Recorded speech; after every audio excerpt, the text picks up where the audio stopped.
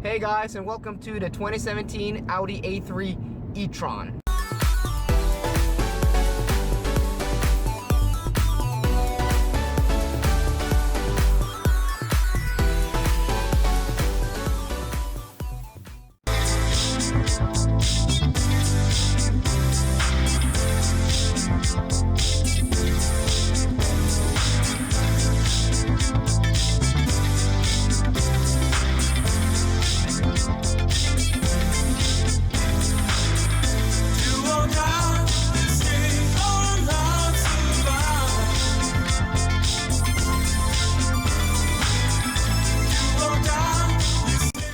So this Audi, the E-Tron, is the hybrid model in the range.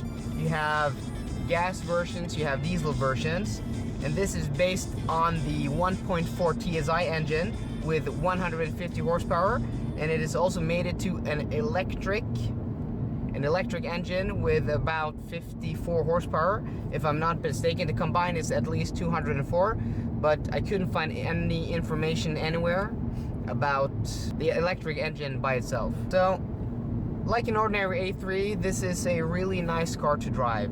I'm currently on some twisty back roads here. I have the car in dynamic mode, and I'm actually in EV mode now, but let me switch it to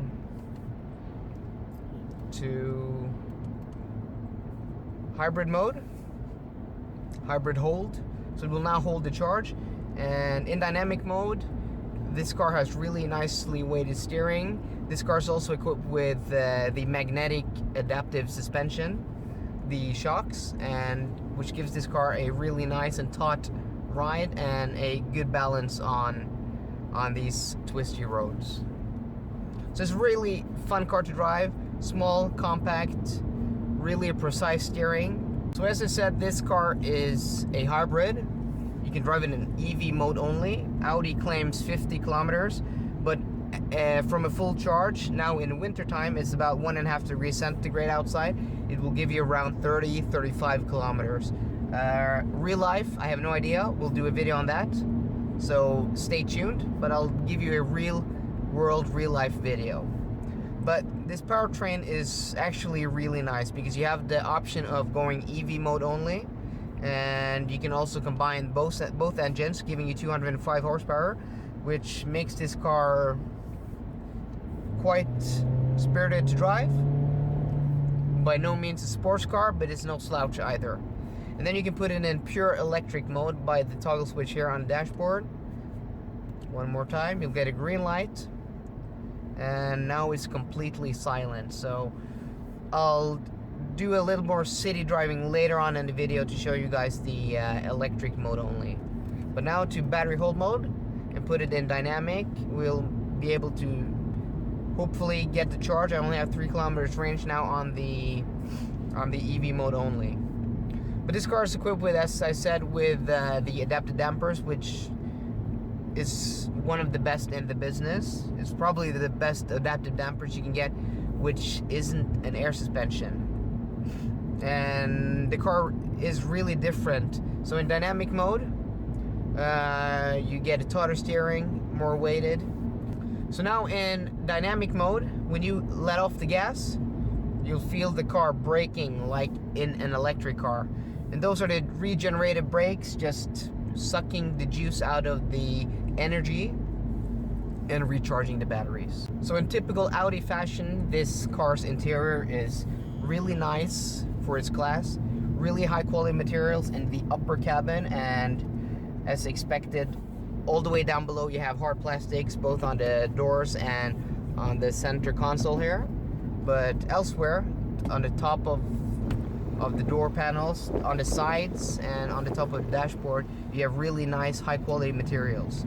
And this car is also equipped with the pop-up display here on the center console, and also the beautiful and gorgeous Audi virtual cockpit. And if you guys have seen any reviews of the virtual cockpit on Audis before, you'll know that it is the best in the business. And you guys know how much I love the virtual cockpit in the Volvo, but this is just really nice. It's even crisper, and you have much more customization.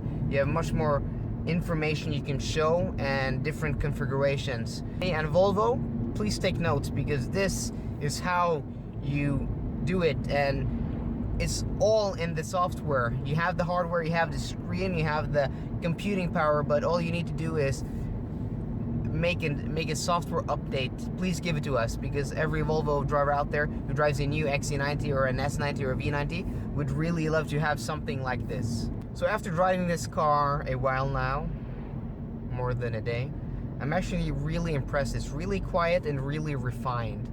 And inside here, it feels bigger than on the outside. And I'm used to driving big cars, but this by no means feels small or cramped. It's really impressive the way they've managed to utilize as much space as possible from the interior. The back seats are okay. This is a compact, so there is a limitation of how much space you can get in lengthwise, but here in the front seat and both width and height, it's really impressive. Actually, it's really refined. It drives like a bigger and more expensive car. So with the toggle switch here on the dashboard, I've now put the car into EV, pure electric mode only. And I have about 5 kilometers range left. I haven't charged the car or anything, just been driving and letting the regeneration from the brakes just charge the car. But first impression is it's really quiet and refined. It's like driving any other electric car, which is always a really nice experience if you've ever driven an electric car, because you have immediate gas response. And there we got wheel spin from the 50 horsepower electric engine. And going about around town, this is just perfect, because it's super silent. You're just using electric charge only, and you have more than enough power.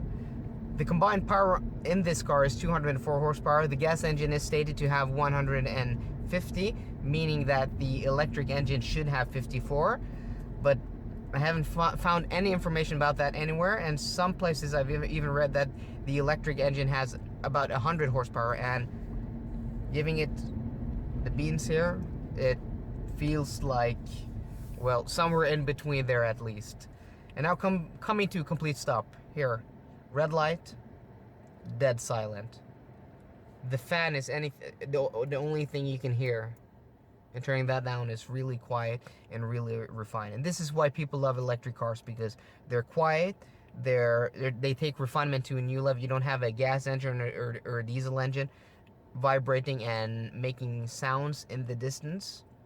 And for us car guys, we love, you know, V12s and V8s and V10s and things like that, but this is a completely different experience, people liking electric cars. So let's go ahead and put this car into comfort mode and check out how it behaves in comfort. And yeah, I've been driving this car for a day now, and comfort mode is really nice in this car. For driving around town, this car is equipped with 16-inch winter tires, which means this car has a lot of rubber and the tires are quite soft. But like as a long traveling car, like a road trip car or a city car, get this car with the Drive Select with the adaptive dampers, because it really gives this car a comfort edge. And if you want to, you know, rip around corners and drive it spirited and fast, you put it in dynamic mode and it becomes hell of a good car there also. This car is actually perfect if you can get anywhere near to the claimed range of 50 kilometers or 30 to 35 kilometers in the winter time, or 50 in summertime when it's warm outside. This is a perfect car for a big portion of the population, meaning that you can fully charge it in about 2 to 3 hours, and then you have basically an electric car that you can use to the shops, to work, as your commuter if your commute isn't longer than, well, 30 to 50 kilometers. And because this car gets rid of what a lot of people are afraid of when it comes to electric cars, and that is range anxiety. And with a petrol engine and a gas tank, you don't have that with this car. So it's genius for people wanting the best of both worlds. So that was a quick review of the 2017 Audi A3 E-Tron, and I'm actually really impressed with this car. I went into this car thinking that just another Audi, but I'm actually impressed with this. Hope you guys liked this video. If you did, please click that like button down below, and for more car content, please subscribe. See you guys later, and goodbye.